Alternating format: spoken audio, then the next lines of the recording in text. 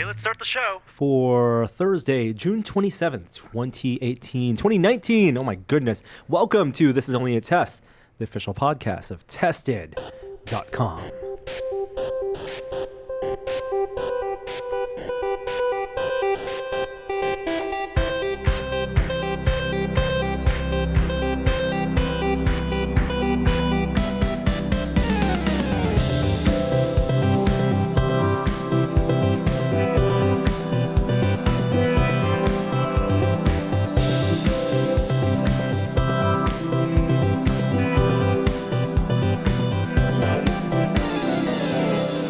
Hello and welcome to a special edition of This Is Only a Test special for a couple of reasons. One, we are a little bit crammed on time today, so we are at a deadline.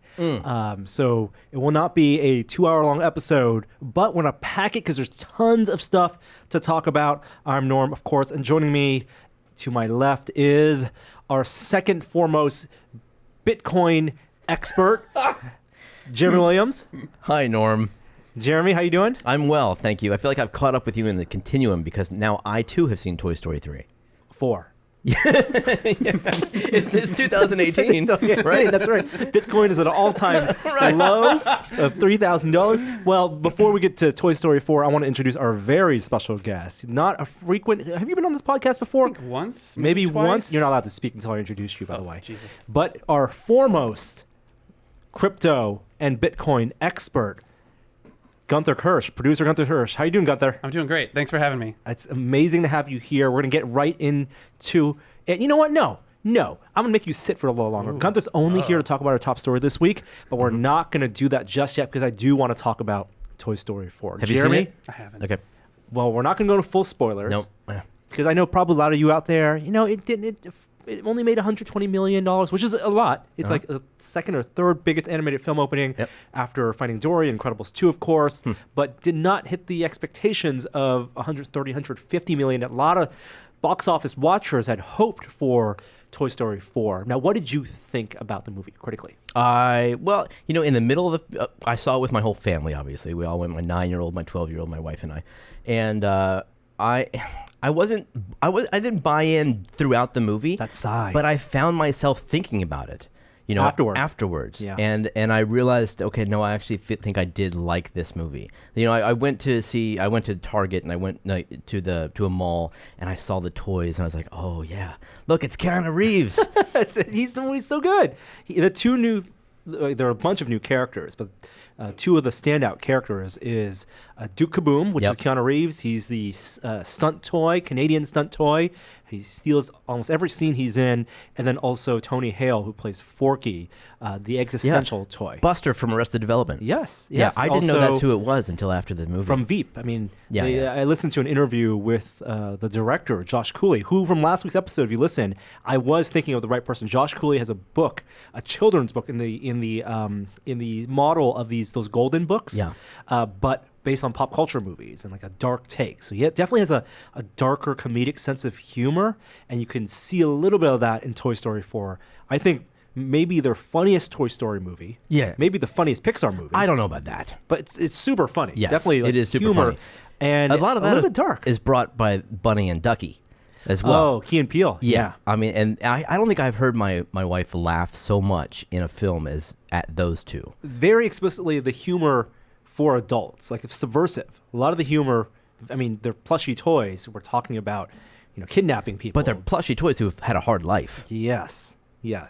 And that contrast. Now, so you overall, you liked it. Do you agree with my earlier assessment? Like, didn't feel like it was needed, but by the end, I'm happy it exists. And sure. It pulls all the right heartstrings. I suppose so. Did you cry at the end? No. But I didn't cry in Toy Story 3 either. Oh. I love Toy Story 1 and 2 so much. Yeah. I think 3 and 4 are fine, but they both feel like long shorts. Like I would have been, like they're fine in the universe. I'm happy they exist. 3 wraps things up. 4 wraps things, but 3 ties a bow on the journey of Andy and Woody and Buzz. Yep. And here there are bow ties at the end as well. Undeniably, the world has changed. It's over. Trying to avoid some spoilers here. I'm avoiding spoilers, but they can't go on. Of course they can. They could always bring it back. Now, I know that they say they're not going to, but they said that after 3. And Forky will have his own TV show. That's right, on D+. On Disney Plus. Sorry. So some of the characters will find extended lives, but the journey that we went along with for the main characters, Tom Hanks, Yep.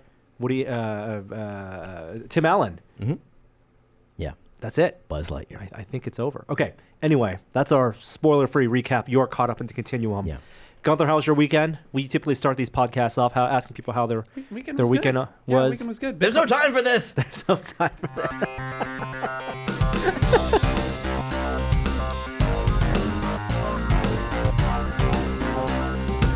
Top story this week. Well done, Jeremy. If you weren't going to cut him off, I was going to cut him off. Because no, I don't care what you were doing this weekend. I know what you were doing. In fact, I know what both of you were probably doing this weekend. You were checking the indexes. Yeah, staring at Bitcoin charts probably. And that is our top story this week because we are, despite what you may have heard and what you might think about the show, we are foremost a technology show. And the top technology story, the top story in our world this week is the re-rise, the phoenix that is Bitcoin. About a year ago, I programmed a new mode for the game frame, which is my pixel display. So that was basically a Bitcoin chart. And you could track any coin or dollar, and every column is a day. And the past 14 days, or 16 days, which shows on my game frame, has just been going up and up and up and up. Now, is it going from 1 green pixel to 2 green pixels to 3? Yeah. Yeah. So it's going parabolic. Exactly. It's all That's they've gone full parabolic. it's all green. Yeah, the Bitcoin price has been going crazy. A little bit of a redemption for sure. Thank you for speaking into the mic. Sorry about that. I'm new to this. So I don't know if the last time we had you on the show we introduced you as such, but you are the office's crypto guru. I'm that guy. You are that I'm guy. The Bitcoin guy That's right. in the John office for Oliver sure. had that whole segment that about guy. that guy. You are our Dave or whatever it was. Gunther is the guy who comes in and if we want to get a 20-minute diatribe or thesis hour. or hour on the state of crypto, we can get that anytime. So we're going to pull that cord, open that box, and hear about it. So tell us a recap of the last year or so. Well, December 2017, the price hit $20,000, and it went from 15 to 20 in 4 days.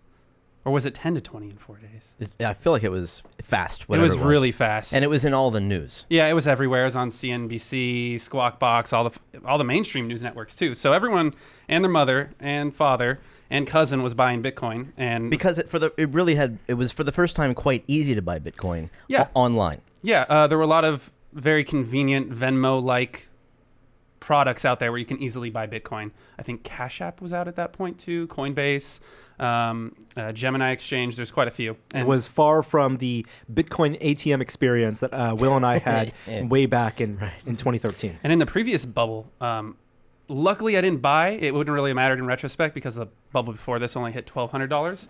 But in order to buy Bitcoin around then, you had to sign up for a very sketchy money transfer business called Dwolla. And Dwolla, or Dwolla, would then send that money to, what's the name of the exchange, the big exchange that crashed? Mt. Gox. Okay. So you're trusting this third party. Magic the Gathering online. It used to be a trading card. Yeah. Long history there. So you had to go through these steps to get it on there. And then, of course, Mt. Gox was hacked. That added to the collapse of the previous bubble. And yeah, luckily I didn't get in then. I kind of got in after that around the same time you did, and you bought your Bitcoin in Austin at an ATM. Well done. At $400.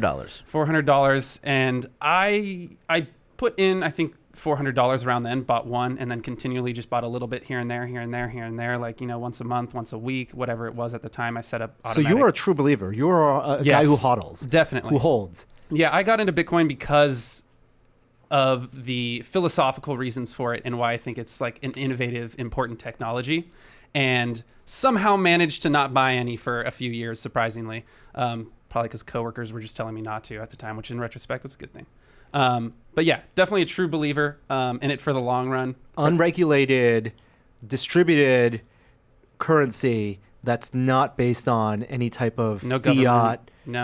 Government just saying it has value. Yeah. And I mean, the history of money is a long one, right? And I think the closest parallel to Bitcoin is gold, which, that invented as a money, who knows, maybe 4,000, 5,000 years ago, something like that. And Bitcoin holds a lot of similar properties to that. And I think that's going to kind of, and gold wasn't decided by any government per se. Maybe different communities, kind of rough governments at the time decided that it was the best option as a currency. But that emerged because of its actual properties, right? Like gold doesn't tarnish. It doesn't fall apart easily. It doesn't rust or anything like that. It's very divisible. You can have a very tiny chunk of gold. But it's also finite. It's also finite. You can't magically make it out of thin air as much as any alchemist tried. You can only mine it. You can only mine it. And that's where that parallel comes from. Exactly. So many parallels. There's a lot of parallels. And that has to do not with what it actually physically is, but what the technology itself is. Money is a technology. We didn't have money. We didn't have gold money forever, right? It's a system of trust. It's a system. It's a handshake. Yeah. It's a mutual, it's a ledger in and of itself. Like the price of gold is somewhat of a ledger.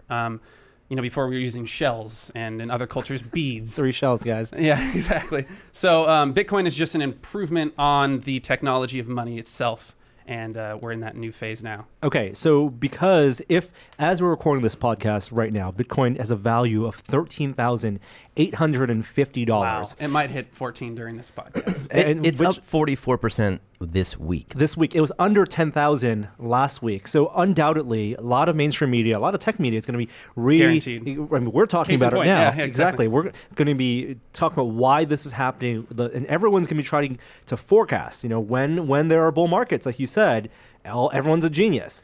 What's going to happen next? I don't care about what's going to happen next. You can't predict the future. Why is this happening now? Oh man. Yeah, Gunther. I try to shy away from price predictions and things like that. Bitcoin has a cycle to it, bull runs and bear markets. And if you go back in the past of Bitcoin and you kind of scroll down the timeline of the price chart, it all looks the same. It's just kind of like a heartbeat on a EKG, and it just repeats itself over and over again, but the price gets bigger each time. But what causes these spikes to happen?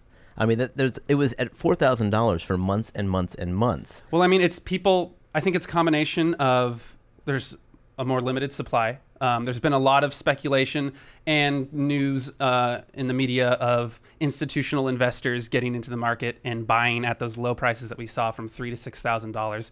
By institutional investors, you mean traditional big banks and finance companies? Yeah, endowments and managers of large accounts of money. Traditional finance for the most part, not retail investors like Jeremy and I. Retail investors meaning consumers, mom and pops. Exactly. The people who got screwed over last time. There's been a lot of speculation that they're finally moving into the market. I mean, you see JPM has their own type of coin coming out. Facebook has Libra coin coming out. Traditional finance is kind of finally acknowledging that, maybe this crypto market is a thing we should pay attention to. So regardless, even though Facebook, a multi-billion-dollar company, has announced plans to launch their own crypto for use of their services or however they plan to deploy that, it's not like people are pulling their money out of Bitcoin to then invest in that. It then strengthens further institutional trust in the whole idea of crypto. I think so. And I think it will also allow more customers, more retail customers probably to enter the crypto market in general. There'll be another, tradable asset there, Libra to Bitcoin price, presumably. As the ways to tie your bank account and turn cold hard cash and gold into some sort of crypto, they just want ways in. The more doors in, the higher the price will eventually go, presumably. Because then it's easy to find ways to exchange between different currencies. Easier to buy. It seems to me, like the little I know about institutional investing, it seems to me that institutional investors would never take such a long shot as Bitcoin if, by your own admission, it has followed this pattern before. Mm-hmm. It was at $20,000, and then it was down to $4,000. Well, very volatile assets provide potentially very high profit ratios. Right. So if you can time it right, it's a damn good thing to get in on. Mm-hmm. So the idea is that maybe an institutional investor, someone who's running the finances or the funds for a $100 million account, some pension famously fund, the asset manager for Yale's endowment at some point got into crypto over the last bear market. Okay, is that right? And that's like $800 million, I think $600 million. So but for them, they're not putting all of that. No, 1 to 5% of that is probably all they're putting. Which is maybe 10. I don't know. Based on that, that's millions and millions of dollars. It's a lot of money, but for them, proportionally, it is not a very big risk. Acceptable risk. Yeah, exactly. And we were talking about this earlier. I think a lot of asset managers are starting to see. If you look at Bitcoin over the last 10 years, the return on investment for that is just insane compared to every other asset out there, every other market out there.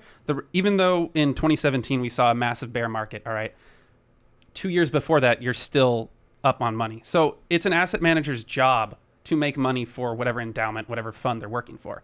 And if it's their fiduciary duty to do that, and they see the rest of the market, they see this like little golden asset over there making a ton of money for a bunch of people, and they don't put 1% in, like 5% in, they're not doing their job. And 1 to 5% is a tolerable risk, as you put it. So the people who, let's say the needles really moved by big investors, big financial, because they're the ones who have Whales. access to have hundreds of millions of dollars. It's not the mom and pops, even though that's what gets the mainstream awareness. It's really, it's the big investors.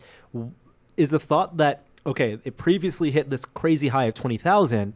Now that we're 2 years after that, year and a half after that, they think that it can go past that, or do they think it's going to hit that again?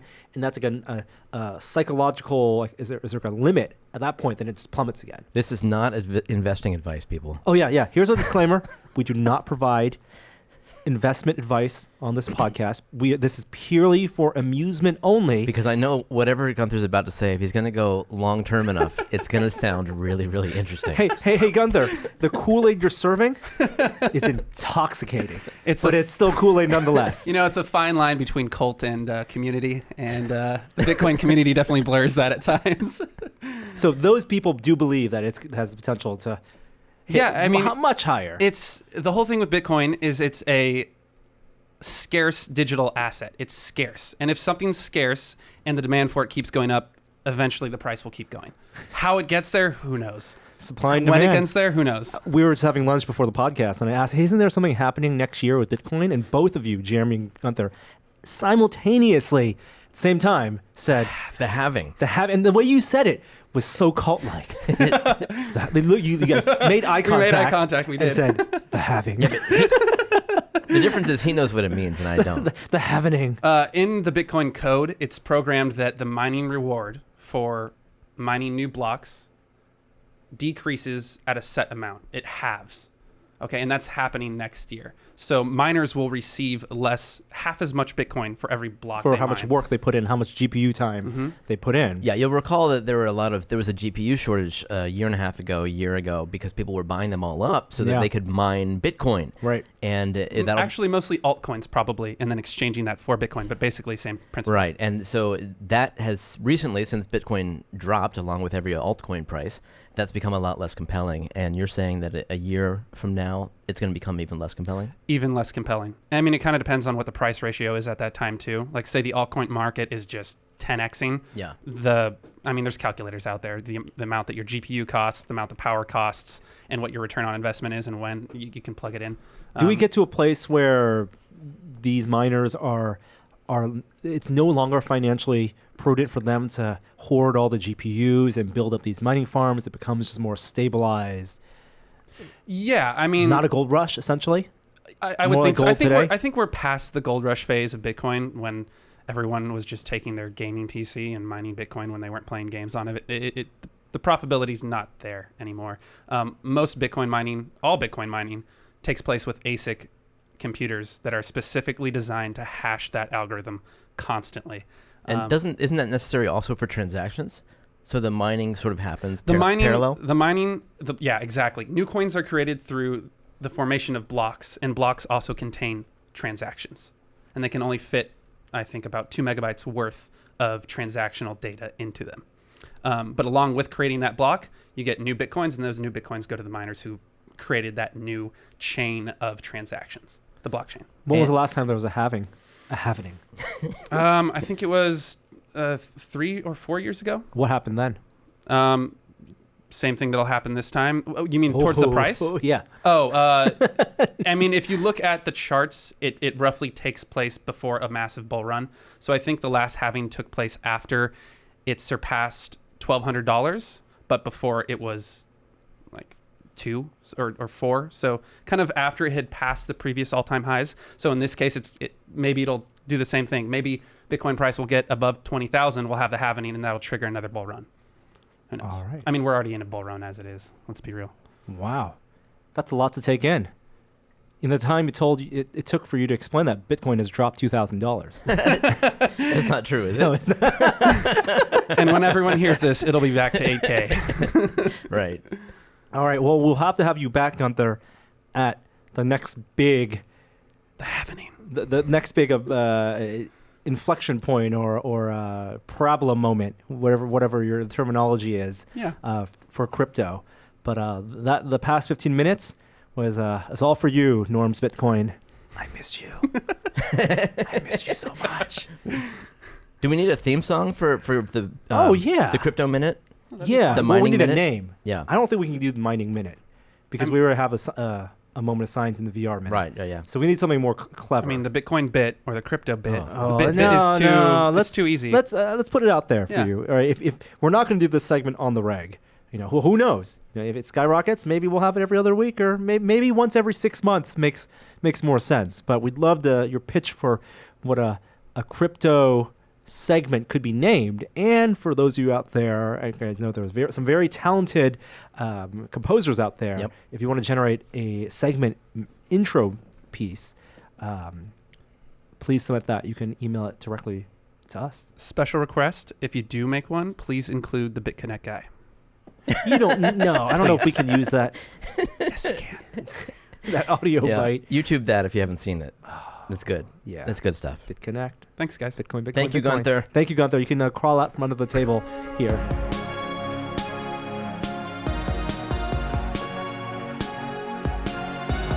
Let's go that way.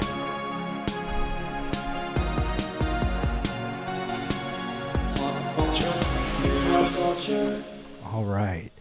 Now, this would have been the more appropriate time to talk about Toy Story 4. Well, now we can talk about spoilers. No, we won't talk about spoilers. A lot of people haven't seen it yet. Okay. Yeah. We'll wait.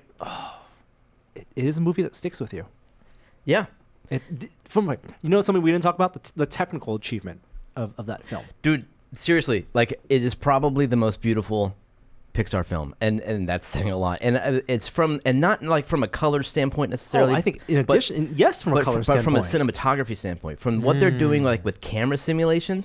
Remember the Piper film, the little bird on the beach, Yes, and all that shallow photorealism. focus Yeah, stuff yeah. that they did, which was incredible. With the virtual lenses. Yeah, and this Toy Story 4 is loaded with that. I think they definitely had that for a couple reasons. One, when you get that tight and that shallow depth of field, Yeah. the stuff behind you, the bloom, gets really pretty. And when they had the carnival scenes in Toy Story 4, they did that for a lot of the carnival stuff because, of course, you're looking at macro lenses, right? If you're getting to the table height, the scale of toys, yeah. you're using macro lenses and everything in the back. Then everything is bloomed out. So when you have these natural lights, something they also talked about is they cheat less now in terms of the lighting.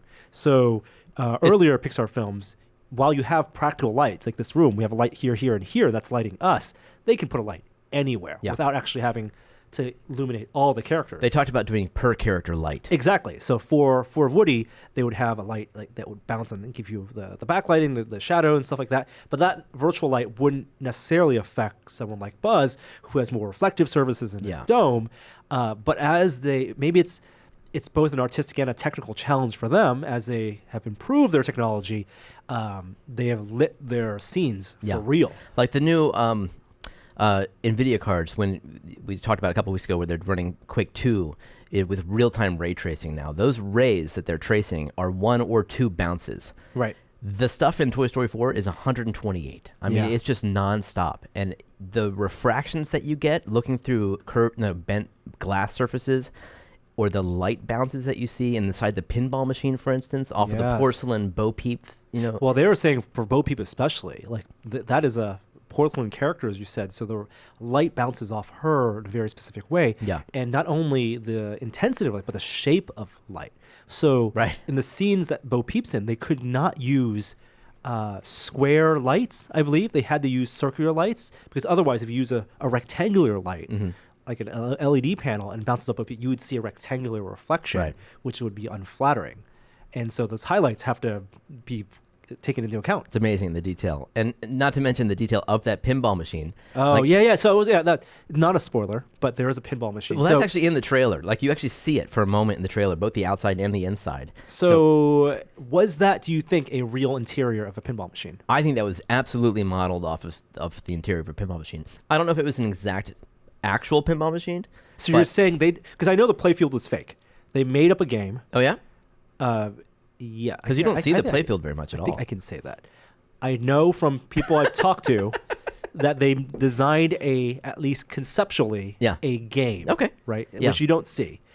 But inside that game are pinball parts, like 100% authentic. So the question is, though, did they make a playfield where the holes, where the gels would be, inserts, the inserts would actually be where the light would illuminate for the lighting of the interior of that machine? Who knows? Are you saying is it modeled off a real game? No. I'm saying, did they design it so like it could be? It could be, yeah. Yes, and that's absolutely unnecessary because nobody's going to actually care if the wires and the parts look authentic. Except you. Right, and pinball heads.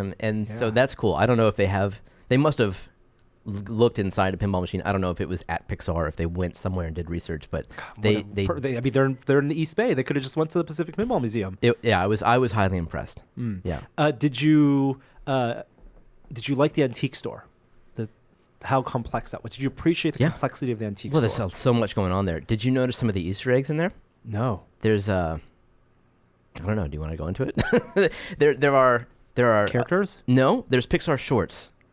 Oh, I mean Tin Toy. I saw. Well, he's there. He's in the pinball machine, but there are actual film reels that you can see of some of the Pixar shorts. Yeah, well, that's great. It's great. I was hearing about how that antique store, as interior space, is the most complex interior space they've ever made. Interesting. As an environment. Just because, like, if you think about Andy's room, or even the nursery, the daycare, Toy Story 3, that's a lot of stuff there, but that's not nearly as complex as just, they took, like, a volume, they built out every single item. There's not many spaces more complex than an antique store. Right. There's a lot of stuff. And the simulation they do for the dust bunnies and the webbing, like, to actually age it over time, like, that was all super, super cool. Yeah, and the cat, very realistic. I think a lot of people have pointed that out, compared with the dog from Toy Story 1 to the cat, and a lot of it with the lighting. They were very bold with a lot of high-key lighting. Yeah. Like cat going into the sunlight and the blue, like again, the HDR. Cinematography, incredible. But how do you feel about Pixar inching into realism? Like, I've felt like there's always been elements of their films that have looked realistic, but they've been juxtaposed against a cartoonish world. And I wonder, like, obviously they have the power now, as CG across Hollywood can show, to do realism. And I wonder, like, is that a line that they're very careful? I think they are very careful, because the line is right there in the film, and the humans in the film are still not based on there's real people, right? They're cartoon interpretations. Yeah, they are the 3D versions of a sketch drawing, but the cat is very close to a real cat, at least the fur. Now, I'm sure the cat was also the stretching, the movement. Yeah, exactly. So, where is that line? I don't think they're going to ever do like a true photoreal Robert Zemeckis type movie. Well, God, like that wasn't photoreal, but the intention, right? The intention. I don't think they're ever going to do that. I think their roots are still in traditional animation and giving artists a chance to interpret exactly character design characters. Yeah. And the toys are the closest thing. Yeah. Right. The toys are based on real toys, and and even like Bo Peep went actually away from being. They moved away. Like Bo Peep and Woody are less like the kind of toys you'd find in stores, and more like cartoons now. Even though the characters that surround them, Mr. Potato Head, Rex, not even Buzz Lightyear, but like the other toys, like the army men, are based off the real toys. Like Bo Peep looks more like a cartoon than a porcelain doll now that you find in a store. Yeah, proportionally and aesthetically. I think it's a great film. I want to see it again. Yeah, me too. And I think if you look at Onward, like we talked about last week, their next film, again, not super hyper realistic in terms of the character design. It's going to be again cartoonish characters, orcs in that case. Okay, moving on. Other pop culture news. Next Thursday is July 4th. That's right. And not only are we going to celebrate America's independence, we're also going to celebrate the release of Stranger Things season 3. That's right. Yeah. Now, the final trailer, I guess there have been a couple teasers and a trailer. The final trailer is out. I have not watched this yet. Is it something I should watch? Or no, I would actually hold off on it then, because it actually gives you a little bit of story that you don't know yet. Yeah, but so if you haven't seen it and you don't want to talk about it, then we'll avoid talking about this. But it is an event. I'm excited for it. They spent a lot of extra time and money apparently on this season, delaying it for a bit, and I'm excited to see how it ends up. I'm loving this series, and I'm so glad that I think my 12-year-old is now old enough to join me in the Stranger Things phenomenon. Has he seen the first 2 seasons? No. So you have a lot of work to do. Yeah. I think we'll probably start watching them this year. Wow. Do you need season 2, really? Right. Even the Lego set is only from season 1. Yeah, I don't think you really. Season 1 is kind of all you need. You can kind of fill in some of the characters. You might be right about that. Yeah. Well, I mean, obviously season 3 has all the characters introduced in season 2, and season 2 does have a couple really good scenes. Yes. Also coming out next weekend is Spider-Man Far From Home. This is the final film in Phase 3. It's kind of the epilogue film. That comes out the weekend of after July 4th? No, it is. It comes out July 2nd. Oh, wow. It comes out on Tuesday. Okay. And while reviews have not been out yet, they're not there is no Rotten Tomatoes score yet. You had the first the social reviews. This is again what marketing departments do these days. People who've gone to see it, they have an embargo for putting their impressions online in 280 characters, and there's also an embargo for putting an actual score on it. Kind of like what we had for the Valve Index. Yep. We put out our impressions, but not put a stamp of approval. That comes when the product is released. So the initial impressions are that it's great.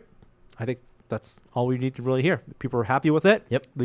Apparently the villain, or the quote unquote who we think is the villain, Mysterio, is supposed to be really good. A lot of people have said there are lots of shocking twists and turns, and I think I'm very excited for that. This is I know it's not an MCU film, but it's the first Marvel film post Endgame. It is an MCU film. It is now? Why? Spider-Man Homecoming was MCU film. I can't follow this stuff. So I'm going to go into pure speculation territory, because I have not seen this. I've only seen the trailers. And you're right. The reason it's confusing is because this is a Sony-owned character for the filmmaking rights. Spider-Man is a Marvel character, and it all came out during the Sony hack, right? Remember the big North Korean Sony hack? Right. And there was a handshake agreement between Sony and Disney that while Sony still had all the movie-making rights to Spider-Man, and they reaped the profits, they would allow Spider-Man to be in the MCU, and for trade, the Marvel Studios would produce the Spider-Man films. Ah, okay. So it is a Kevin Feige joint. His direction, his overarching plan. That's why Tony Stark was in Spider-Man Homecoming. Yeah. He was the big trade, right? Yeah, I thought it was a trade, but going forward, it's still an MCU film. Got it. So the ramifications of Endgame are dealt with in this film. That's why Sam Jackson. That's why I'm interested in seeing this. That's why a lot of people. As much for the Spider-Man, hoopla that is going to happen, and all the amazing effects and whatever story they have to tell. What I want to see is, what is the world post Endgame? It's the Halo effect. It's the same. It's not the only reason. I want to make it clear, but it's one of the reasons that people were very interested in seeing Captain Marvel as well. Yeah. Is because it was the movie that was sandwiched between Infinity War and Endgame, and so you have this nice Halo effect of the Phase 3 finale of Endgame, and this being the first epilogue story, I think is a big deal. But I think it's going to stand on its own. My big theory, because this is the confusing thing, Sony, while has handed over the production responsibilities of Spider-Man to the Marvel Studios, to MCU, they still hold on tight their own production on things like Into the Spider-Verse, the other Spider-Man stories, right? Miles Morales, and also Venom. Venom was not MCU at all, and didn't even mention Spider-Man. But at some point, and Kevin Feige has admitted, Venom will probably, they will probably have to reconcile that at some point. How? Well, as you saw in Into the Spider-Verse, there is a multiverse. I did see that. And of different Spider people. And so maybe the story of Venom, which at the very end was set up for a sequel, maybe that's a Venom that does not belong in the MCU, but is a different Earth and has a different Spider-Man, and which of course would be the case with the Miles Morales Spider-Man. Same with the Chris Pine Spider-Man. Same with the what's his name from New Girl Spider-Man, older Spider-Man. And Kevin Feige he's in it for the long run. Like the Russo brothers are hanging their hats. They're done with the MCU for now. But Feige is 100% still involved. It's his baby. Phase 4 and beyond. Yes. Okay. But yes, but at the same time, they will be very cautious to say that they take one movie at a time. Yeah. Like they while there are loose plans, it's not like all the machinations are already turning. Like they want to make their one good movie now. Yeah. Then move on to the next good movie, one phase at a time.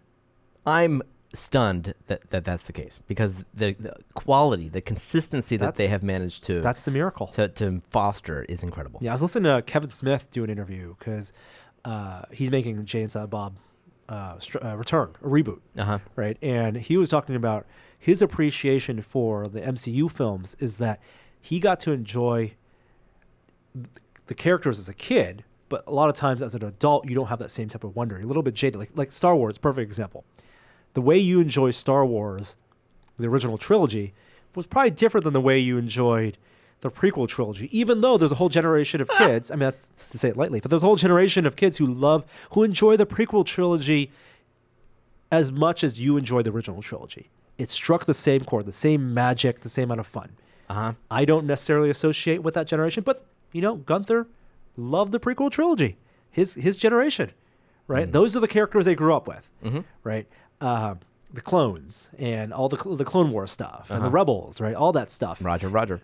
And with the MCU, it feels like we got to double dip. We got to enjoy them as adults as much as the kids got to enjoy them. And the sense of wonder that we felt reading these characters, and this goes to people who read the characters, read the Captain America, read Iron Man. You're talking about as a kid reading the comic books. Yeah. Okay. Yeah. Yep. On film, I got to enjoy. I thought you meant because the MCU's been going so long. Like you were 10 years ago. Like you were a kid. That's only 10 years. 10 years, like when it started. Yeah, but you could imagine that happening. And a lot of people who are just watching these films, 13-year-olds, yeah, they were 3 when Iron Man came out. They didn't see Iron Man when it came out. They probably grew up with Phase 3. Right? They grew up watching Guardians. Guardians was their entry. Guardians 2 maybe was their entry point into the MCU. Yeah, so hopefully they can hold on and do this. I don't think there'll be another Endgame moment. But you will be seeing Endgame again. But there will be another Endgame release. That's this weekend, the 28th. We talked about this last week. This is Kishore going to the movie a dozen times more. That's where he's right now. Kishore isn't on the podcast. It's because he's in line to watch Endgame to bolster its final tally. I think right now, what did we say, 45 million below Avatar last weekend? I think it's like 30-something now. It's creeping. But the re-release, and they have confirmed that it's going to be a new intro from the directors. Oh, interesting. It's going to be a deleted scene at the end of the film, and it's going to be an extended look. A deleted scene, not an outtake. A deleted scene. A deleted scene. Interesting. I think the caveat would say it does not have final effects, so it will basically look like a DVD extra. Okay. A digital extra. And what was the third thing? And the third thing is a Spider-Man Far From Home extended look. Oh. So an extended trailer. Okay. So I don't know if it's going to temper people's... I think like the AMC theaters and all the other cinemas are making a big deal about this re-release. People can buy tickets now. So I'm going to go this weekend. It's a probably last chance for a long time to see Endgame in theaters. So when we went to see Toy Story 4, we saw a bunch of trailers. One of them was for Trolls World Tour. Oh, boy. Now, I'm telling you, if you have a approximately 10-year-old girl... She's psyched. This is their Endgame. This is her Endgame. Yes, I have one of those, and she's psyched. Trolls is previously, I think, her favorite film. Listens to the soundtrack nonstop, and this looks good. They've broken music into its basic genres, and there's trolls for every one of them, and there's different lands. So it looks cool. All right, that's the report from the animation world. We've got some J.J. Abrams news. J.J. Abrams, of course, he is working hard on episode 9. That's coming out this Christmas December. Yep. That's crazy. Why is that crazy? I mean, it feels very soon. Soon from Solo or soon from episode 7? No, soon from now. Oh, yes. It feels like it's like right over the hill. Like it's not next year. Really? It is. We're in the second half of the year already. I know. Right? It's this half of the year. Yeah. It'll be the end of the saga. I think okay. I think you have more strong feelings about this than I do. I am. I don't know. Then your expectations are properly tempered. At this point, I could not see it and be happy. Yes, I Wow. said it. Wow. I said it. If you say it, then why don't you just don't see it, Do you Jim? know what I? Don't see it. Go watch Trolls 2. Don't watch episode 9. That's okay. You know what I'd like more than anything though is to hear that it's great, and then I'll go see it, and that'll be great. No, why don't you not hear that it's great, watch it, and then realize that it is great. I don't know. I don't know if it's going to be great, but I don't need to hear that it's great to be excited to see it. I'm going to go in and then hope that it's great, and if it is, I'll be very happy. Mm-hmm. All right. Don't watch any more trailers. Go in with an open mind. All right. If you're disappointed, you're disappointed. Yep. That's okay. There's plenty of J.J. Abrams to go around. There was a big tease online this past week, Spider-Man related. Marvel Comics put out an image in Spiderwebs, the number 4, and people went crazy thinking that this was a return to the Sam Raimi verse. Get this, talking about generational differences. There are a bunch of people who are still true believers of the Sam Raimi, Tobey Maguire take on Spider-Man. You're talking about the first run of Spider-Man that we had, The first run, 15 years ago. yes, the started in I believe 98 and then ended in 06 or so. Oh wow! But those films obviously were the the first film to break $100 million and really along with X-Men started the modern superhero craze. Upside Down Kiss. Yep. Riffed on into the Spider-Verse, but we saw that when we were with the release of the Spider-Man game, the PS4 game.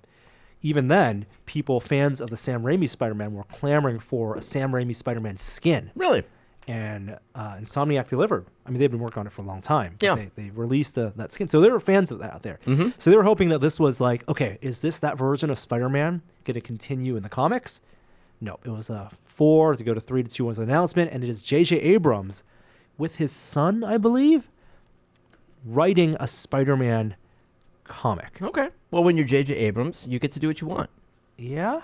Yeah. Yeah, I guess so. Yeah. Yeah. This is the art is Sarah Pichelli, who did Ultimate Spider-Man, so it's gonna be great art. The covers are by Olivier Coipel, who does amazing art. 5-part miniseries. No word on what the actual story is, but the promise from J.J. Abrams is that it will show Peter Parker in a way you haven't seen before. He's going to be a secret agent, then revealed to be a Kryptonian.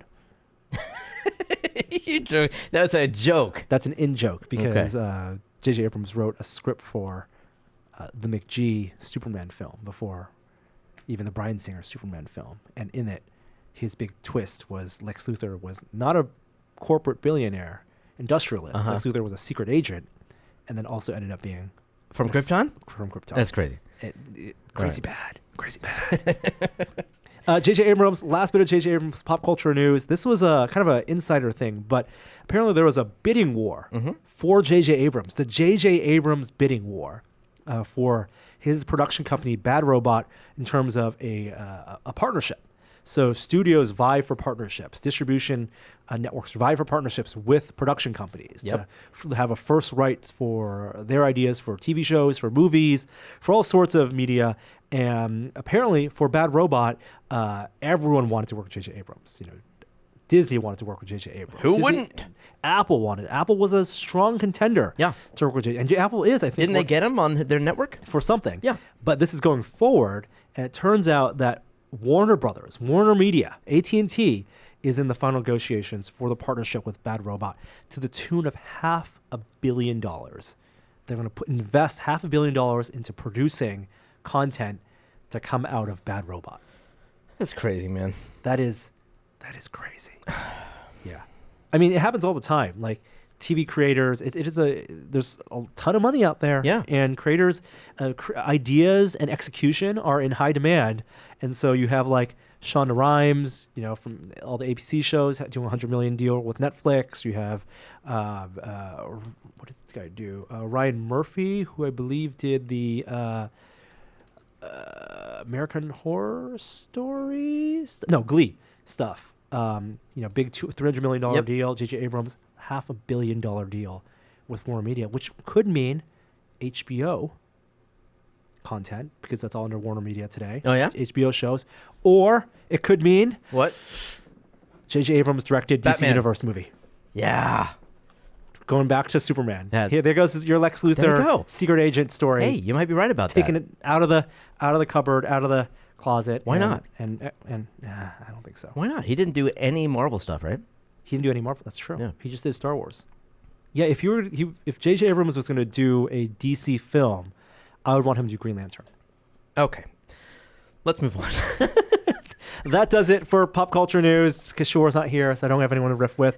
And we're going to, before we continue to our next segment, I want to thank one of the sponsors that makes this episode possible, and that is SiriusXM. If you don't know SiriusXM, then listen up. SiriusXM brings you the deepest variety of commercial-free music for every genre and for every mood, where you hear the biggest names in talk, entertainment, and comedy, where you get news from every source. And a lot of people think that you need a car to enjoy SiriusXM, but you don't. You can listen outside of the car. And right now, you can get your first 3 months of SiriusXM outside the car for just $1. Go to SiriusXM.com/test to see the offer details and to subscribe. And for $1, you can listen to SiriusXM on your phone, at home, and online. So anywhere you are, any time of day, you can hear your favorite songs or discover new ones. Go to Sirius, that's SiriusXM.com/test and get your first 3 months of SiriusXM outside the car for $1. See offer details. Offer available to new SiriusXM streaming subscribers. SiriusXM, no car required.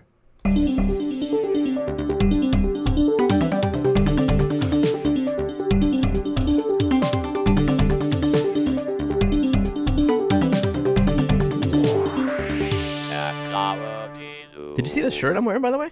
Got this at a Disney store. It's a Punisher shirt. This is a Sid Phillips shirt. Oh, that's right. Isn't this great? Yeah. And it glows in the dark, dude. Did his shirt glow in the dark? Yeah.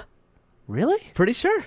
Pretty sure. From Toy Story 1. Or 2, I'm not sure, but I'm pretty sure it glows in the dark. He wasn't in Toy Story 2. Yeah, he was at the end. Yeah. So it must have been Toy Story. And he's in Toy Story 3. He's the garbage guy. Oh, then that's what I was thinking. He's the garbage So truck are guy. you right? Is he not in Toy Story I 2? don't think he's in Toy It must have been Toy Story 1. I'll have to go back and watch that. Yeah. Yeah, but it glows in the dark. That's the point. Huh. Really bright. That's your cosplay for next I'm thinking it might be my Halloween costume. Hey, what kind of pie do you like? I like, honestly, my Yeah. favorite type of pie is a mixed berry pie. Ooh.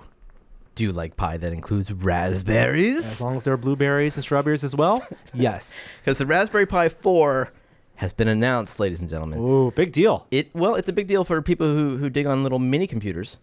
Same price point. $35. $35 gets you a mini PC. And that mini PC is now a lot more powerful. It's got a lot. It's like they went all in on I/O. So same number of USB jacks, but now 2 of them are USB 3. And it charges over USB Type-C.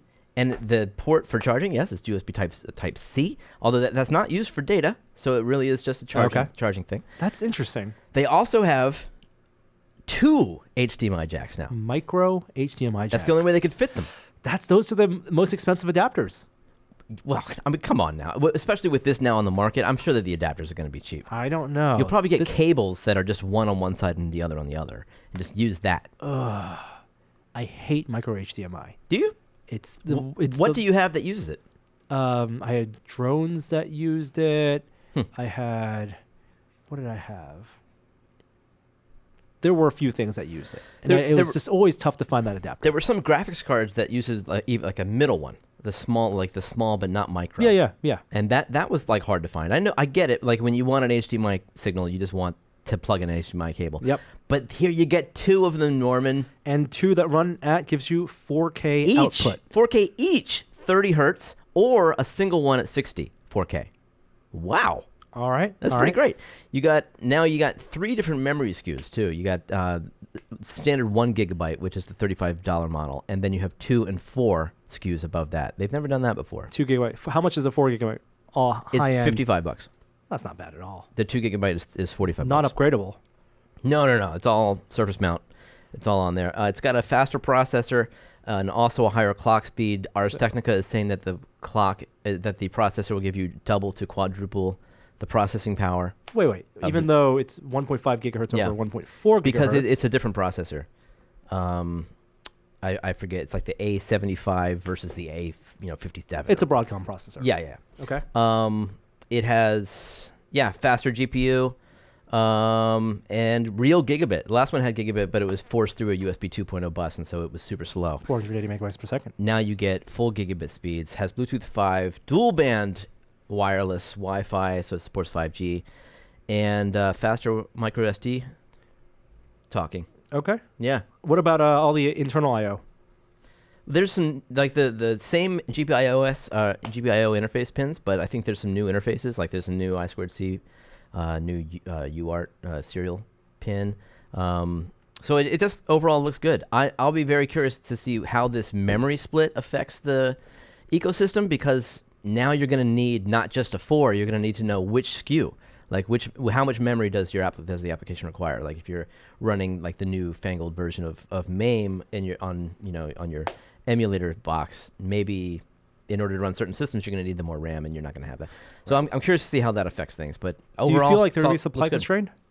They are supply constrained. Yeah. I narrowly got one. Oh, which model? The only one that Adafruit stocked for about 5 minutes. I just happened to be on the site. I signed up for notifications. I didn't even get one, but I checked the site, and it was like in a weird state, and I was able to add one to my cart. It's shipped, so it's coming, but I never even got a notification that it was in stock. Well, I'm going to love because the new I/O, the new ports, the updated designs for all your Pi cases. 3D printed, all your laser cut. All got to be new acrylic. now. Everyone has going to come up with their new ones. They're going to sell their own, which looks pretty good. Yeah. If you want to buy it for $5, actually not bad at all. But I know a lot of people take pride in designing their cases for their Pis. Yeah, so there'll be a lot of new designs coming out. It still has that mini jack for headphones, which also has a composite video signal. So if you really need old school, you can have that. Raspberry Pi has always been like the default build your own X type processor, but you've moved away from it. You use Particle Photon for most of your stuff now. Well, because you don't need Linux.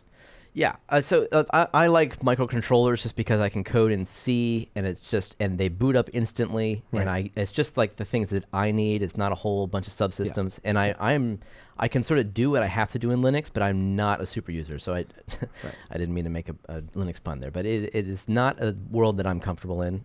So I use microcontrollers where possible, but if you want to make a main box, you're not doing that on a Photon. Yeah. You're using a Raspberry Pi or a real computer, but now this will hopefully get you a few new games or whatever. I use it as my Octopi. I use it to run my 3D printers. It's great, and maybe this will help it boot up a little bit faster. This is the Pi 4, so hopefully the thing that's more shocking isn't what they've crammed into it, it's that they kept it the same price.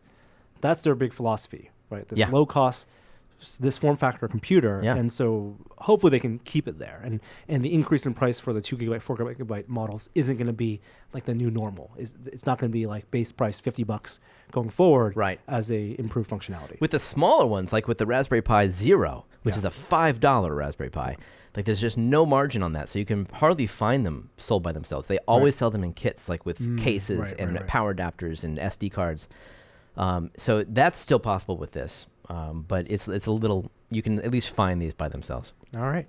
So that's Raspberry Pi. Good luck in finding one, and we'll love to hear your thoughts once you get yours. Yeah. Hey, I got an update. Yeah. Gunther was on this podcast, but half an hour ago? Uh-huh. Oh, Bitcoin's down. Bitcoin has dropped $2,000. So I was prophetic in that remark. That's great. Right? That's great. Yeah, it's as of right now, it's a plummet, 11,600. So everything we said, 13,200. No. It's 11,000 right now. No, it's 11,600. It's dropped, like I said, $2,000. That's amazing. It's a plummet. Holy cow! Hold the phone. It is. That's impressive. I'm just using Google. I'm just searching. He's probably out there crying right now. Wave of emotions. If only we had started this podcast half hour later. Oh, that's wonderful. Well, it's a risk, but buying Bitcoin's a risk. And here's another risk, although a little bit less of a risk. You can also install iOS 13 beta, the public beta on your devices now, on your iPhone and your iPad. And I've taken the jump, taken the leap. iPadOS 13 the thing I was most curious about coming out of WWDC, and I installed the profile and downloaded it, and I'm running it on the iPad Pro right now. So in order to install betas previously, years ago, you had to sign up as a developer, and that cost $100. And then you had to download the install, and then you had to install it through iTunes. Is it super easy as a public beta? It's super easy. It literally is a website where you type in your Apple ID to add it to the system. Then you click a link on your device to download a profile, and then in settings it says accept profile, update. And all your data stays. Well, that's the thing. If you're going to update to iOS 13 beta, and a lot of people have, please back up your device first, because you cannot go back. It's very, very difficult to go back and retain your data. So if you're on 12, connect it to iTunes, do a hard backup, encrypt it, whatever you do. It is a public beta. They're pretty confident in it now. So when you update to this, if you don't run it, cross your fingers, no problems. You can just update to the final one when you're done. I read that it wasn't a solid beta. It really is the first public beta of a series. It's, from my experience, it's been fine on the iPad, not on the phone. Yeah. You're using an iPad Pro? Yeah, iPad Pro. Okay. Performance has never been a problem on this device, so I don't notice any performance improvements, but UI, very different on iPad Pro. Of course, there's a ton more app icons on the screen now, up from, I believe, 20 to 30. Can I see? The home screen... Yeah, look at that. That's a lot of icons, right? The home screen now, you can pull in that the sidebar. The sidebar. Yeah, it's their way of doing widgets. It really is. Your mileage may vary. I never liked using that home screen. I think the layout of their widgets, even though you can reorder them, it just doesn't provide all the info that I want. Yeah, like what I previously get out of an Android device in terms of getting my mail listing. Yeah, actually a calendar. It is their version of the calendar, their version of the Photos app. Sure, it's good for battery and weather, but I wish it was a little more customizable. But it is different. What do you like about iPadOS? So I haven't done the mouse support yet, so I'm curious about that. There are new shortcuts. The big thing is the web browsing. Safari now has the full desktop class web browsing. Do you notice a difference? Yes. Huh. It is the desktop version for everything. Okay. Now there's also this thing that lets you do a side-by-side. That's interesting. That's like real multitasking, right? The execution, I think, is flawed currently. It happens. So if I'm on a website, I'll give you a quick demo here. If I'm on a website, like I'm on Tested right now, I can open a link by holding it and then dragging it off to the side. Okay. And it's kind of an overlay second window. No, I did it the wrong way. That's one way to do it. Hold on.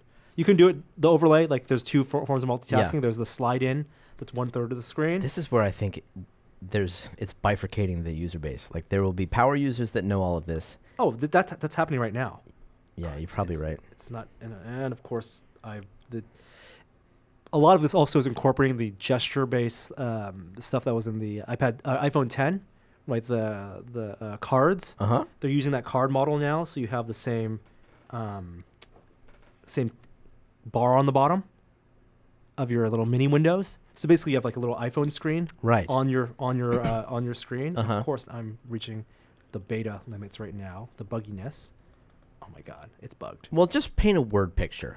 So the way you do side by side, you hold down a link and you drag it to the left or right side, and that opens a second Safari. But you have to drag it. It seems like you have to drag it pretty far. You drag it pretty far, and it opens another, and then you do get two Safari windows. Yeah. But I don't want that to be the only way to open up two Safari windows. I actually want to have two web browsers that I can just type in the address, and you can at that point. I can type in the address. I can hit that touch bar or the address bar and type in another address. But I want to right click, quote unquote, hard pressed, long pressed Safari and say open another window, and I can't do that right now. I see. You want to open another like a desktop that you could swipe over, like what do they call it? Spaces, that kind of thing. That would be a good execution. Or I just want to be able to force open a second window that takes up the second half of the screen. Yeah. That's tricky because you can only do tabs really easily. You can only really do tabs easily. Yeah. Yeah. I want tabs. Exactly. I want to be able to pull a tab out and make that a second window. Okay. So I can see things side by side. Can't do that? Can't do that. You can only do it through a link. Okay. Holding a link down. Basically a preview. Right. It uses that action where if you hold down a link, it opens up a preview of a web page. It opens that instance as a second window. All right. Yeah. Well, so now Apple knows how to make you happy. Yeah. Yeah. Well, they're making a lot of people unhappy because on the MacBook side this week, there was also a big recall. I don't know. It seems like people would be happy. because Well, they probably ostensibly they didn't know that they had a ticking time bomb, and now they can return it and get an upgraded MacBook. You think the recalling happened because people didn't know about it, or that they did know about it and complained, and that's why a recall happened? I'm sure enough people knew about it, but it wasn't like making those headlines. people weren't happy. Yeah, I suppose Right? they probably So those people are happy now because, yes, there was a 15-inch MacBook Pro battery recall. You can go to their website at support.apple and type in your serial number. It's basically Retina MacBook Pros, 15-inch, made by... between September 2015 and February 2017. That's a big range. Well, Over a year and a half. Mm-hmm. Yep. They called it a limited number of older generation 15-inch MacBooks. But they will replace your battery. Pros. Which is good. Yep. There was a story on CNBC. This is super interesting, especially in the wave of the Oculus stuff we talked about last week and their store curation and the problems they had with Virtual Desktop releasing updates that aren't reviewed. And one of the things we said is that this is a problem. One of the guidelines not being super clear initially, and some confusion over that on the consumer side and on the developer side. But also, Oculus just probably doesn't have in place the same type of app curation and app certification teams, the QA process that a big walled garden like Apple or maybe even Google would have. Yeah. Well, we got a little bit of a closer look into what that QA process is like for the walled garden of the Apple App Store, because CNBC had a whole story about the group that does that. And it's a 400-person team. I would imagine that this process and this group, this department, has evolved over the years. And expanded dramatically. Yes, but I imagine that there was a period where they were probably trying to automate things, because the influx of apps would have been like trying to review every YouTube video. Yes. And there's some automation, right? They have software that when you submit an app will go through and run it through its paces. But this is for the pure editorializing side of it. And I'm sure some technical side. So it's 300 people. And they have an office in Sunnyvale, California, and I believe a international office as well or something. Basically, they have a pair of offices that in the Bay Area that house these people. A lot of people are multilingual, so they're fluent in non-English languages, so they can review those apps as well, which makes a lot of sense. Worldwide, they review every app? They review every update. Oh my God. That's insane. Yeah. Jeez. Compatibility is a big thing for for iOS, new versions of iOS. That's a thing. And they said that 50% of the apps are reviewed within 24 to 48 hours. Well, you can't let it get it out of hand, or else you'll never finish. Yeah. So there are definitely rushes, when new versions of iOS happen. And unlike Facebook moderation teams, right? They probably like them. They have to deal with some unsightly stuff sometimes, things that they find in the apps. And in this report, they said that they have had to report apps to the FBI for things that are clearly illegal. But there's also an executive team, executive review board, and that goes over, when the lower level reviews pass them, and when there's appeals, then even Phil Schiller gets involved, and he takes a look and makes an executive decision about apps. So there's a whole hierarchy and a whole system in place, and it shows that there's the scale at which QA has to operate when you're running a walled garden, and even then, some of these decisions are just people determined, right? Even on the highest level, it is an executive making a decision. Yes, this app is allowed, or no, it's not allowed. And as much as people want to complain about it, it is their platform, their walled garden, and they do have the final say. Across the department, they speak 81 different languages. Is that insane? Yes. Yeah. I mean, there's an unfathomable number of apps in the App Store, and which makes it seem like an incredibly daunting task. I'm not saying it's not, but I'm sure the rate at which new apps are coming in is not like thousands by the day, right? It's got to be manageable to an extent where 300 people can come at this point. Well, they say reviewers have daily quotas of between 50 and 100 apps. And the number of apps that any individual reviewer gets through an hour is tracked by special software. Wait, 50 to 100 per day? Yeah. If you're working, let's say, a 10-hour day, right? I think in the article, they don't work more than 12-hour days. That's still 5 apps an hour. 5 to 10 apps an hour. So an app every 6 minutes I don't know. or 12 minutes? That's not a long time No, to go through an app. certainly not. I'm sure they have code that like opens up Yeah. every single possible interesting. window. Yeah. Like that an app can from menus. That'd be to, cool. Right? Like they can get deep into the software. Yeah. Like it's part of the thing that makes their platform easy to program for probably can also get reverse engineered to make it easy to view every single possible asset, right? For that app. Yep. And not yeah. I'm sure they're not on iPhones swiping through, playing Bejeweled to make sure they get to Right. the end to approve the app. Yeah. Wow. That's interesting. Yeah, super fascinating. I'm surprised that story is out there and Apple allowed access. It wasn't like a big expose. They work with Apple PR, and I think that this is one of those things that they wanted to get out there in light of other walled gardens. We're going to talk about tablets. Going back, just one more story. Word came out. I don't know if this is official news, but Google's essentially confirmed that they're out of the tablet game. The Pixel phones have done very well for them. Mm-hmm. Probably not as well as they had hoped for, but they've definitely kind of moved the market. But the Pixel Slate, which was released last year, and stuff running Chrome OS, the Chromebooks are still gonna be a thing, but these tablets no longer a thing. I think it's a smart move for Google. I think that there really was no upside to spending all this R&D on a marketplace that they were not getting a ton of traction. I mean, is there any super successful Android tablet?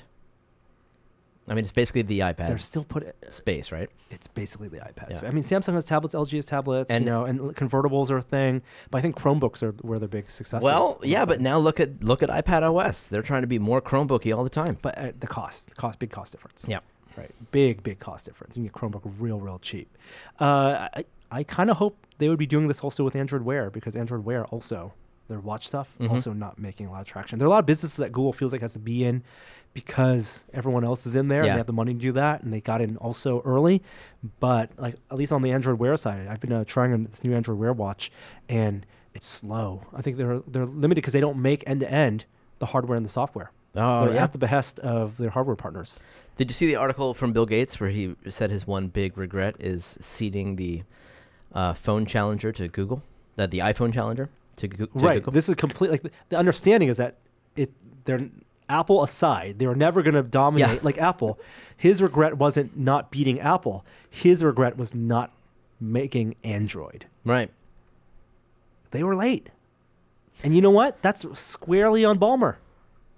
It's squarely on that Nokia acquisition. Yeah. Okay. Like Windows CE or Windows Mobile had its place, but they were slow to pivot, and Ballmer was at the helm throughout all of that, and that was kind of 10 years of failure after failure. Well, Bill Gates didn't blame Ballmer, at least in this article. He seemed to take whatever responsibility. He didn't nail down any certain decision that he made. He said it's whatever mismanagement he allowed. Wow, that's some management shade, right? Like as executive, I will take the sword, but because I allowed idiots under me to make poor purchasing decisions and executive decisions, it's regretful. Yeah, but the culmination of that, and Microsoft has had so much turnover, people running Windows, Terry Myerson, and even Jay Allard way back then, and Steven Sinofsky, right? All the people have shepherded their products to release and kind of left. The result of that, though, is a pretty stable Microsoft ecosystem, Windows ecosystem, a stable Office business, a stable cloud business, a very profitable cloud business, and Microsoft being, I think Bill Gates can say that now because his stock is worth more than ever. And pretty decent hardware. And good hardware. Yeah, on the Surface team. Yeah. But Panos' Panay's team has done really well. And speaking of that, the big rumor is, or the big question is, what is Surface going to do next?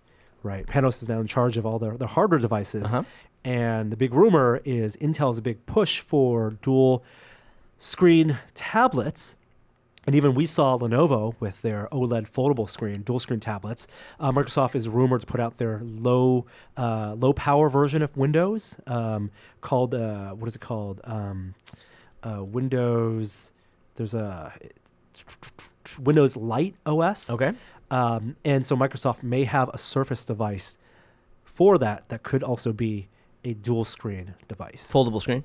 I don't think I think dual screen and foldable screens are going to be conflated. I think they're going to run the same OS. The OS is made for dual screens, but I think what it sounds like is Microsoft is going to have a version that will actually have two discrete screens. Okay. That maybe come together or don't come together, but you can run as a tablet, as a book, as a laptop with a digital keyboard, like that kind of thing. So wait, the Windows Low Power is not going to be full-fledged Windows OS? I don't know exactly what the difference will be, but it will not be full-fledged Windows OS. It'll cost cheaper for licensors. Got it. But the new Surface, as people in supply chain have rumored to report, is that it's 2 9-inch screens. And thankfully, the thing I'm most excited for, the thing I saw with the Lenovo foldable screen system, whatever they want to call it, because they don't have a name yet, is a 4:3 aspect ratio, which I'm very excited for. But yeah, Intel has, it's probably going to run Intel. Intel has their 10 nanometer low power chips coming out later this year. And so with light OS, there's a lot of opportunity for OEMs to make really light, really interesting kind of in between. It's basically new netbooks, right? In between tablets and in between laptops. It is the new convertible. Okay. A new market for convertibles. Something that Microsoft will have to contend with, and a lot of other companies will have to contend with, consoles.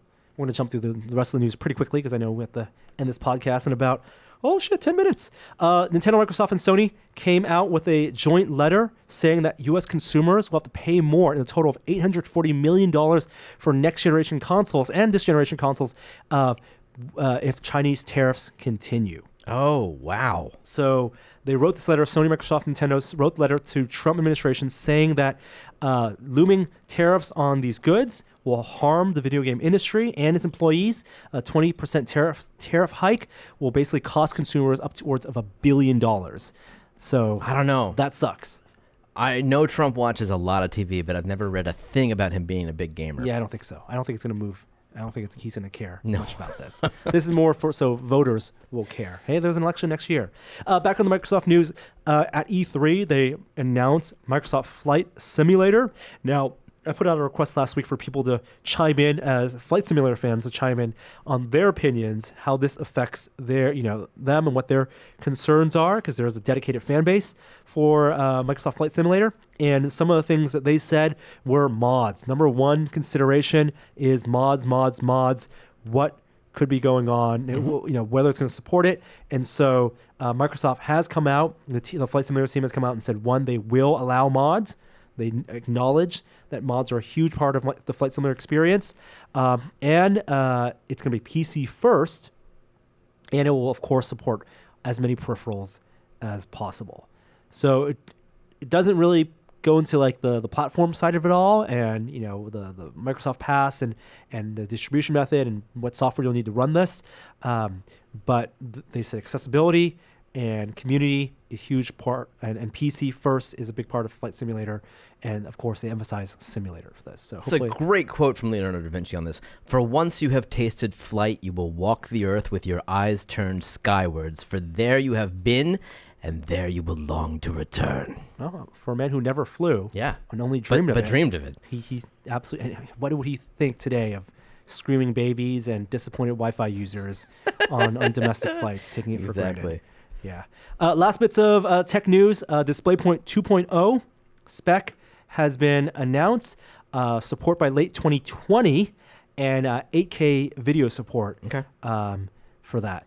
So that's the next gen DisplayPort interface. More to come as we find more details about that. Does HDMI not support 8K? It depends on what frame rate. Oh, okay. And what hertz. Last bits. We're not going to have a full moment of science because Kishor's here, but two things I want to call out. One is that the solar sail that Planetary Society had been working on, this is called Sagan's Big Dream. It may take flight soon. Okay. Great. As a payload to what launched, which was the Falcon or SpaceX Falcon Heavy. Did you watch that launch? Yeah. Wait, this launched from this most recent SpaceX? Well, it was part of the payload. Yeah. Like, this is I don't know if it has deployed yet. I haven't done the Okay. the follow-up. That's cool. But did you watch the launch? Uh-huh. And Yeah. I mean, I hate to say it's routine now. I was sad to see the center core didn't quite make it. I mean, were ama- you not? Is it not still science fiction when you see the boosters? Oh my land? God, it's totally science fiction. It's super science I fiction. love it. It's like Yeah. watching a video in reverse. It's awesome. I had my hand over my mouth, just like in anticipation. Yeah. And when it landed, the boosters, amazing. And when the core exploded, they rolled with it pretty well. Yeah. The on-screen presenters in the live stream. It's happened before. That's it for technology news. Before we jump into our last segment, which will be the VR Minute, I want to thank the other sponsor that makes this podcast possible, and that is Mouser. Do you ever wonder why your cat seems to be bored of its toys so fast? Cats are natural-born predators that want to hunt, but today's automatic toys just move around randomly. But real prey isn't random. Real prey reacts. That's why the guys at Petronix invented the Mouser, a fully autonomous robotic mouse for your cat. As PhD students in the electrical engineering department of the University of Illinois, they knew that Mouser had to be a real robot to actually be interesting for cats. So Mouser comes with a complete suite of sensors and onboard intelligence so it can sense and react to your cat and its environment. Did you ever think your cat would have a robot friend before you? Well, right now, tested cat owners like you can save 20% when you visit petronix.io/test and use the code TEST at checkout. Again, that's Petronix, PETRONICS.io/test, and use the checkout code TEST. Save 20% because you and your cat need more robots in your lives. It sounds like Black Mirror stuff, but it's real. The VR Minute. Virtual reality this week. All right, it's got to be like close to a minute here because If you own a Quest and you play Rec Room, the new Quest is available. What's it called? Jumbotron. I want to say Robotron, but yeah, it's Jumbotron, the sci-fi themed Quest. Probably my second favorite after the pirate one. Yeah. Is available now, and you should go play it. That's your Quest news. HTC had more specs from the HTC Cosmos. This is their standalone VR headset. They made a big deal out of talking about the resolution. It is an RGB panel, 2800 by 1700 combined resolution, which is a big increase, of course, over the original Vive. It's going to be 90 FPS, and the Cosmos is the headset that's going to do some weird streaming stuff from the PC. Why are they making a big deal at 90 FPS? It's the same thing as the Vive. But this is their Quest competitor. Oh, right. Yeah, that's why. That This makes is sense. why. That makes High sense. resolution, also higher frame rate, and they're talking about reduced screen door effect because of their full RGB panels, increased subpixels, improved clarity. We got to try this. They have the removable faceplate, the inside-out tracking, 6 cameras, all that stuff. I think last time we tried some HTC inside-out technology when you tried some at the at E3 or at GDC, Yep. you were not as impressed The Vive Eye. with that, with the Vive Focus. Sorry. You're right. Focus. There's so many Vives. I know. And the big thing with HTC, of course, is regardless of the hardware they put out, it's really going to be the software ecosystem and what you're going to be able to play. And so the PC tethering, that type of PC streaming, whatever they can do for that will probably be the make or break for this because it's not going to be as cheap as the Quest. It's going to be an expensive headset. Big news for launch on the PC side. Index launches this week. Some people have received theirs. They did? Yeah. Wow. Shipping notifications went out earlier this week. Congratulations to all of you that have received your Vive Index or your Valve Index. Sorry, it's very easy to misspeak there. Yep. The Valve Index, it's out. I'm glad it's out. The robot Aperture Hand Lab is now out on Steam. If Yep. you have Does an that work Index, on standard Vive, or do you I need Index for it? Don't know. Okay. Good. I don't see how you could do it on the standard Vive. Yeah. I wonder if it will run just so people can see it and like get a Yeah. feel for the Yeah. flavor. If you're playing Portal. that, my recommendation is just to let the robots talk for as long as possible. Just like if you think they're done, Yep. they're not done. Let them go. Let them go. Flip them off. Do all sorts of obscene gestures toward them. And that ties into the thing that I really want to point out. The hand presence and the finger tracking in the Index and in Aperture Hand Lab are great, but it's really the character design. It's the character interaction. Them recognizing the gestures and the scripting that went into there. I've been playing Trover Saves the Universe, just enrolling game, and it reinforces for me what's gonna the killer thing in single player VR is NPC design, is character animation, is dialogue. It's the same with Lone Echo, but I think even stronger than Lone Echo. I think the best characters I've seen, even though they're like low fidelity, they're just like blobs color and like cartoons. In Trover Saves the Universe, they're the best VR NPCs I've ever experienced. Well, they're well scripted and well voice acted. And animated. Nah, there's not a whole lot of animation going on. They look there. fantastic. Do you think that game requires VR? I think, well, one, yes, because you nod and shake your head. That's true. At the characters. Yeah, that's true. But it's, to your point, it is a fun game for people to watch on a flat screen. And it plays on a flat screen. The answer is no, it doesn't need VR because they also have a flat screen version of that. Oh, I didn't know that. Yeah, you can play it without VR. But I think VR, looking at you controlling Trover, and the eyes tracking the other characters as they talk to each other, all that subtleness all really enhances the sense of presence. It's super funny. Very well scripted. It's on Steam store, and it's a great game to play on the Index if you have that. Defector release date is July 11th. It's announced it's like a Jason Bourne title. You've seen us covered on projections. $20. $20. $20. That's pretty good. Which, to me, is kind of worrisome because when we first saw it over a year ago, the developers, these are the folks at Twisted Pixel, they were saying how this was their Fast and Furious, Jason Bourne, spy game, big budget game. And a lot of the action sequences seem big budget, but I wonder if they scaled back. I don't know. I wonder if it's the ambitions were a little more limited. They either cut content or shorten sequences or tighten things up. You want to know how long the game is. Yeah. Or how I wonder whether this was as big a launch as they anticipated, or if they're not as confident in it anymore. Because I can't imagine like an Asgard's Wrath coming out being $20. Right. No. Or Stormlands. Yeah. So I don't know. We'll see. I mean, at $20, maybe they're just thinking, let's sell a bunch of these. Let's see if we can make up in quantity, but instead of it doesn't feel like it's that affordable because Oculus subsidized it in the same way that Global Recall was free. So it worries me just a little bit, but I'm going to reserve judgment until we get a chance to play the full game. Yeah. Oh my God, I think that covers basically everything that we wanted to cover. There's Fortune has an interesting story about, they call it the rise and fall, the fall and rise of VR. Basically, it's about the struggle for VR companies to make money and long and short of it. It's a okay long read. It's basically a promo piece for the Quest. Talking about, this is their Facebook's big bet into VR right now, but really talking to companies that really were early in VR, like John, and where they've pivoted, and a lot of now enterprise solutions, and LBE being where VR is these days. So if you're interested in the money side of VR and how much money has been put into investment in VR and AR, it's a business story. That's why I said Fortune. You can Google that. It's online. That does it for this week's podcast. Thank you so much, Jeremy, for sticking around. I know you have the jet. You're welcome. Hopefully we'll have Kishore back next week. I know you won't be here next week. That's correct. It is July 4th weekend.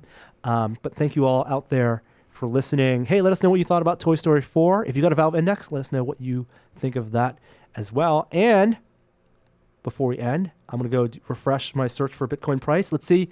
Current price, it's stabilized at $11,700. So very exciting. $2,000 price drop. Justin, aka Speed, brings us yet another outro, although it might be an old outro. Let's see. Hi there, I didn't see you. Test it.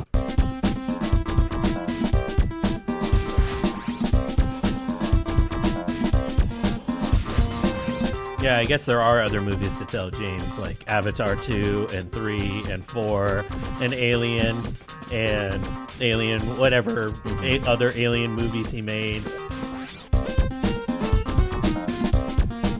Test it. Bye. Bye.